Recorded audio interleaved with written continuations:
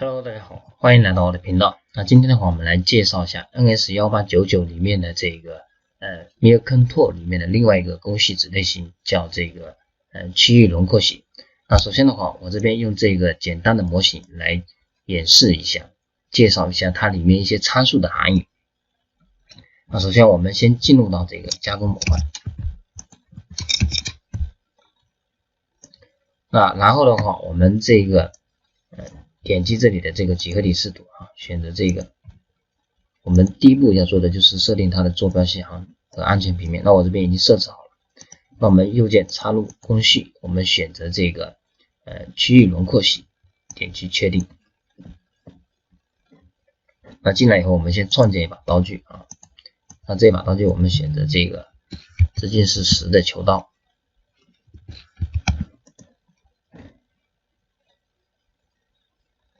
OK， 那接下来的话，我们需要对它的这个空间的范围进行一个设置。那在方法这边，它其实是有3种的。那第一种就是陡峭和非陡峭。那如果你是默认的陡峭和非陡峭，那么它意味着不管你是在60度以下或者是60度以内，它都是加工的，只是它以这个60度为一个基准，划分了2个区域。那在非陡峭区域的话，它是采用这种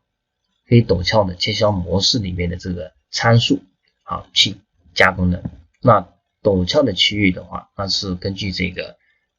陡峭的切削模式去控制的OK， 那这样子的话相对于它这么多这个命令的话，理解起来就比较轻松了。那如果你是非陡峭，那这边它就是认为你的这个陡峭壁角度是60度如果你是60度，你可以看一下，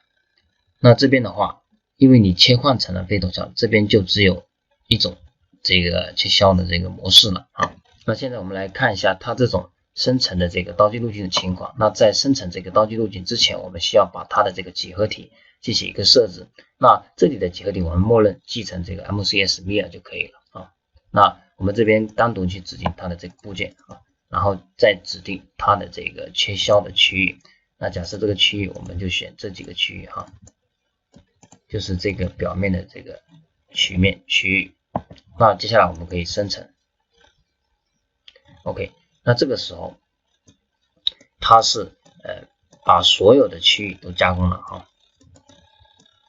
那这个是因为我把这个夹角刚好设置成了这个60度，所以它相当于把这个区间的这个角度都已经加工了。那如果是说我把它的这个角度设小，你可以看到，假设我是设30度，这个时候你会发现它只加工这个30度区间这个就是30度的一个区间那具体这个角度是多少，你可以大概去测量一下或者是说你切换到这个建模，然后你以这个面为基准面然后去绘制这一条线，你会发现它跟这个面的这个夹角就是刚好我们设定的这个角度假设你这里刚才我们设定的如果是30度，那么它这个角就是30度，那它就会在这个区间里面的范围里面它才会加工这边也是一样的它也是，它会在这个2个焦点这个地方，它才会去加工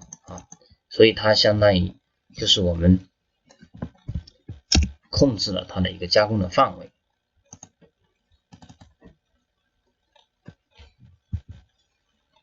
所以我们这里的这个陡峭壁的角度是指以下的30度以下的它认为是非陡峭的，那么它是加工的那如果你把它设成这个陡峭的，那它就是以上的30度以上的，你可以看一下它2个就是形成了一个互补的一个关系当我们把它这设成这个陡峭的时候，那这边它只会有一个陡峭的这个切削模式。那我们来看一下这里的这个陡峭切削模式的里面的一些这个几种切削模式一个是单向深度加工的另外一个是往复深度加工。那这个你要根据具体的零件去选择因为它比较多那你要根据第一个从几个方向去选择啊。第一个，加工的合理性啊，这个抬刀的这个合理性啊，然后一些工艺的特殊性去选择啊，主要是这些地方。然后切削层的话，那你这里你可以，一般情况我们用的是恒定的哈，然后切削方向你是根据具体的情况去选择顺序或者是逆序。然后深度加工，每刀切削的深度，这个你要去设置一下，因为一旦我们加工这种曲面的时候啊，这个每刀的深度你就要谨慎的去控制了，因为这个涉及到你的这个光洁度的问题。这合并比例50%哈，它如果设置成这个50%的话，你要看一下，就是说它达成的一种结果是什么样的。像它这种零件，如果这里是一个断开的面，你想把它的这个刀具路径连起来，那么你必须要有一个合并的比例，让它把这个刀路进行连起来啊。如果这个值小到一定程度，这边是断开的，这个值大到一定程度，它就会连起来。那它这个是可以计算的哈。那这个计算的公式一般是指两个区域，好，这个区域到这个区域，好，这边是一个距离啊。那我们可以通过这个距离，假设是 D 嘛，大 D 啊，我们减去一个刀具的这个直径啊，小 d， 再除以啊，那你这里会得出一个合并比例的这个临界值啊。那大于等于这个临界值的时候，那么它这个刀具路径就会连起来啊，这就是它的一个原理。那接下来我们再来看一下这下面的这个东西，最小切削长度。你这个设置的最小切削长度一旦设置了，那它就会忽略小于你设置这个值的这个刀具路径啊，就是长度。假设我这里是有断开区域的啊，假设我这里是1毫米的这个区域，都是1毫米的，那你如果这里设了一个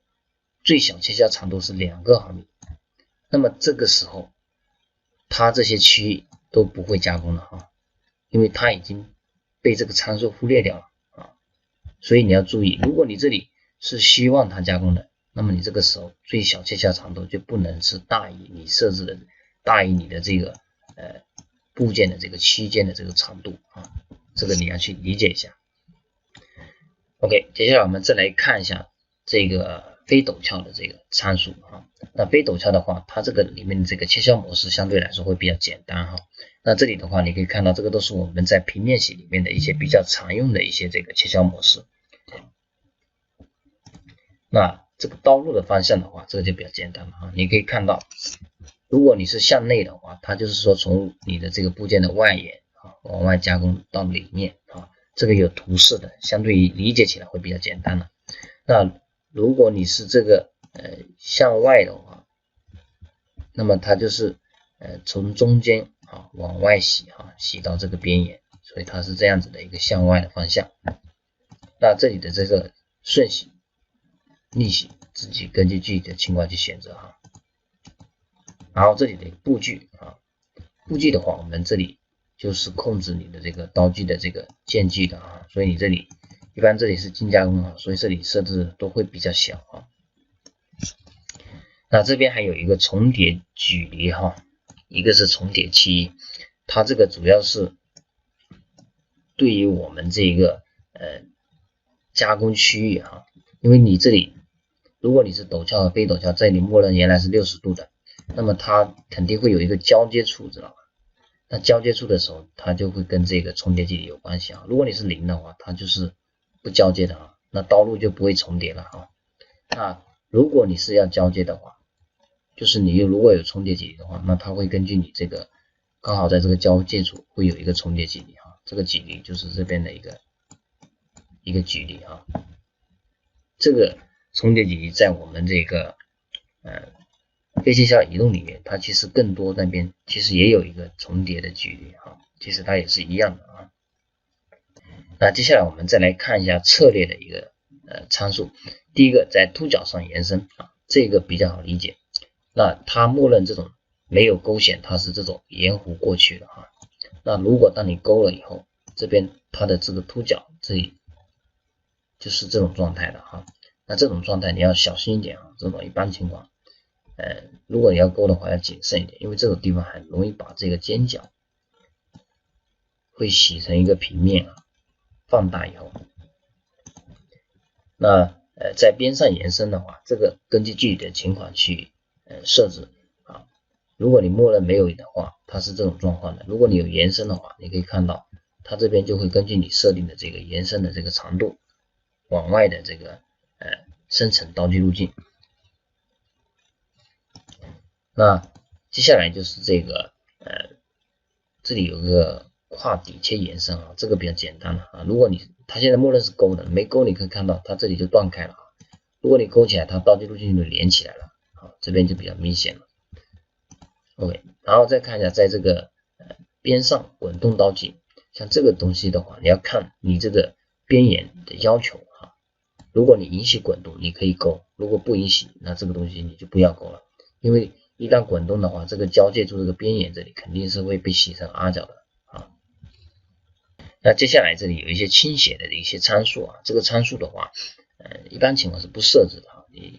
你如果需要设置，你看根据它的这个图示的提示去设置就好了，这个理解起来相对比较简单。那这里有个优化刀轨，你勾跟不勾的话，它唯一的区别就是多产生了一段哈。那如果是说你不勾，那它就是这种断开的这种啊，这种延伸至边界，这个你可以看一下，没有的话它就是这样子的哈。如果你勾了，这个时候它会根据你这个部件的最大外形啊去延伸这个刀具路径。OK， 那我们接下来对这个当前的这个加工的区域的刀具路径进行一个简单的优化。那我们默认的话，因为这个区域整个是要加工的话，那么你可以对它的这个空间范围就采用这个默认的啊。那接下来的话就是对它的这个切削模式进行一个选择。那当前是跟随周边的模式。那其实我们可以采用这种往复的这种切削模式。那这样子的话，它生成这个刀具路径就会比较完美啊。还有一个就是说，如果你针对这种区域加工，你需要引入这个